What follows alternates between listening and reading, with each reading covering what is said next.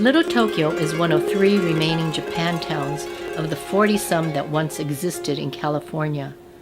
For 130 years, J-Town has served as a refuge for migrant workers, a weekend stop to learn Japanese culture, a commercial center for Japanese businesses, a religious mecca for the Southland Japanese, a place to get a hot bath and a bowl of ramen. Over the years, Little Tokyo has faced eminent domain, forced evacuation, and urban development.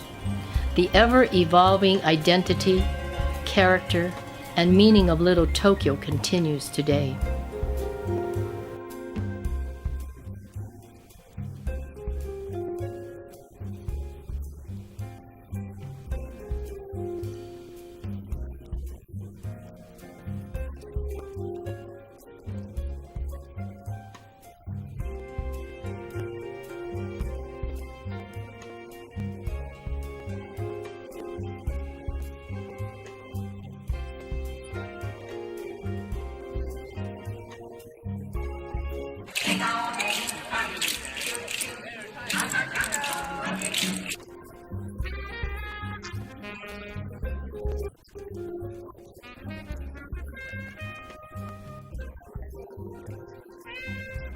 I came to Tokyo because we're in high school right now, so we take Japanese, and I want to see like how everything is over here.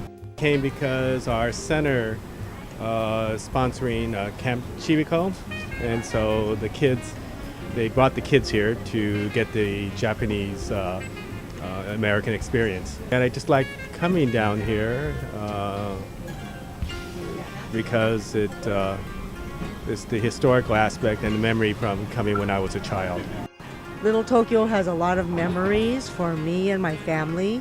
I always came to Nisei Week growing up as a child. This is just like a second home almost to me. So I always, when I get the opportunity, I love to come down here. I think it's really imperative that we emphasize the need and the importance of the Japanese community to the younger generations. Because a lot of them really don't know the history of Little Tokyo. We took them to the Japanese American National Museum, and they also got to eat mochi from Fugetsudo, because a trip to Little Tokyo wouldn't be the same without coming to Fugetsudo. I come about 3 or 4 times a week. There's a certain vibe in the air. It's very inviting. It's like a living testament to its struggles. It's like my second home. Imagawa Yaki, that was a treat. Another treat was, we went to Ginza-ya when we bought household goods. That was like our Fedco. That was like our Costco. About in the 30s and 40s, the early 40s, driving once a week to Little Tokyo to stock up on Japanese things. So actually most of our doctors and our pharmacy and everything was in J-Town. I really enjoyed that family feeling, and Little Tokyo brought that to me. I don't know, it raised such a passion for me that I had to be here. Vibe is changing down here.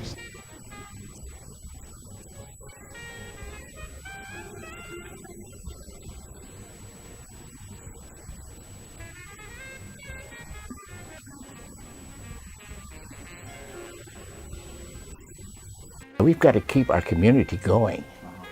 We have to realize who we are, what this community means to us, and keep having that passion. It's important to me that historically it remained. We need to have Little Tokyo here. It's sort of like the base. But I think we need to change with the times. We can't look to the past and want to keep doing the same things. But the fact that all this building, I don't always agree with it, but I think it's going to bring Little Tokyo back as a community again, not just Japanese. At Nishi's Odon last week, to watch the people dancing together, and it was intergenerational and interracial as well. That to me is what I like to see LA be more of. you know, a real Angelino culture of integrity, of honesty, of honor, you know. And I see the Japanese American community as that. It's changing in a way that I think is inevitable. Embrace that change, and make sure it's something that doesn't change so much that we don't recognize Little Tokyo anymore. There's some kind of not only a resiliency, but I think that philosophy. There's so many fighters in this community, which I think that gives me the most hope. It might be a fight, but I don't think the Little Tokyo will be going away.